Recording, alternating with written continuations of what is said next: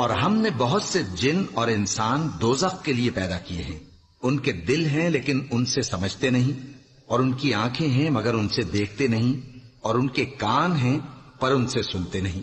یہ لوگ بالکل چوپایوں کی طرح ہیں، بلکہ ان سے بھی زیادہ بھٹکے ہوئے۔ یہی وہ ہیں جو غفلت میں پڑے ہوئے ہیں۔ اور اللہ کے سب نام اچھے ہی اچھے ہیں، تو اس کو انہی ناموں سے پکارا کرو، اور جو لوگ اس کے ناموں میں کجی اختیار کرتے ہیں ان کو چھوڑ دو۔ وہ جو کچھ کر رہے ہیں عنقریب اس کی سزا پائیں گے۔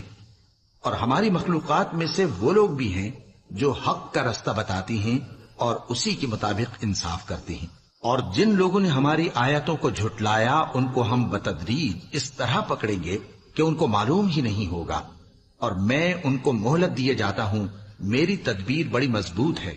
کیا انہوں نے غور نہیں کیا کہ ان کے رفیق یعنی پیغمبر کو کسی طرح کا بھی جنون نہیں ہے؟